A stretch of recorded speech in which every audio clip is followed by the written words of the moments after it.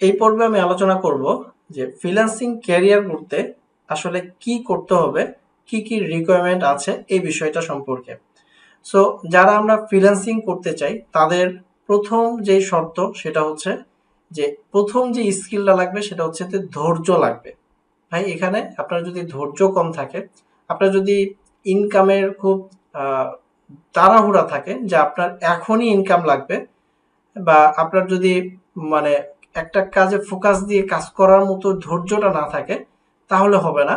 So আপনার প্রথম শর্তই হচ্ছে ফ্রিল্যান্সিং এই ক্যারিয়ারে একেবারে মানে শুরুর দিকে আপনার শুরুটা করার জন্য, ওকে, শুরুটা করার জন্য ধৈর্যটা মাস্ট লাগবেই। কারণ প্রথম ধাপটা হচ্ছে অনেক হার্ড, প্রথম ধাপটাই হচ্ছে কঠিন। প্রথম ধাপটা যখন আপনি পার করবেন দেন হচ্ছে আপনার কিন্তু ধৈর্যটা অটোমেটিক আসবে। বাট ওই প্রথম ধাপের জন্য আপনাকে অনেক দিন বা অনেক সময় আপনাকে অপেক্ষা করে যেতে হবে। ওকে, তো আপনার প্রথম কাজটা হচ্ছে আপনাকে ধৈর্যশীল হতে হবে। সেকেন্ড যেটা সেটা হচ্ছে আপনাকে একটা স্কিল অর্জন করতে হবে। এখন অনেক ধরনের স্কিল আছে, তো আপনি কোন স্কিলটা শিখবেন এইটা আপনাকে নিজেই বের করতে হবে। ওকে, তো এইটা বের করবেন কিভাবে সেই বিষয়টা নিয়েও আমি আলোচনা করব। সো আপনাকে একটা স্কিলে এক্সপার্ট হতে হবে।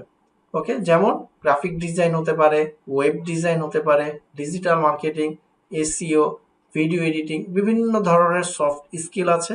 এবং এই স্কিলগুলোর মধ্যে আবার সাব ক্যাটাগরি আছে। আপনাকে যে কোনো একটা ছোট্ট একটা বিষয় হইলেও সেইটাতে কি হতে হবে, এক্সপার্ট হতে হবে। নর্মাল আপনি জানেন তাহলে হবে না। ওকে, এখন নর্মাল বেসিক লেভেলের যে কাজগুলো আছে বেশিরভাগ কাজই হচ্ছে কি এআই দ্বারা রিপ্লেস হয়ে যাচ্ছে। সো আপনাকে একটা কাজে একদম এক্সপার্ট লেভেল পর্যন্ত যেতে হবে, তাহলে আপনি ফ্রিল্যান্সিং এই ক্যারিয়ারে ভালো করতে পারবেন। তো এটা হচ্ছে সেকেন্ড, যে আপনাকে স্কিল অর্জন করতে হবে। এখন এই স্কিল অর্জনের সাথে তৃতীয় নাম্বার আরেকটা বিষয় লাগবে, সেটা হচ্ছে সঠিক একটা গাইডলাইন লাগবে, সঠিক একটা রোড ম্যাপ লাগবে। যারা এই লাইনে সাকসেস হয়েছে তাদের একটা গাইডলাইনে আপনাকে হাঁটতে হবে। সো আপনি যদি নিজে নিজে ট্রাই করেন, নিজে নিজে নিজে যদি আপনি এই রাস্তায় হাঁটতে চান, বা বিভিন্ন জনের কাছ থেকে যদি আপনি পরামর্শ নিয়ে এই রাস্তায় হাঁটেন, তাহলেও আপনার পথ ভুল হওয়ার চান্সটা আছে।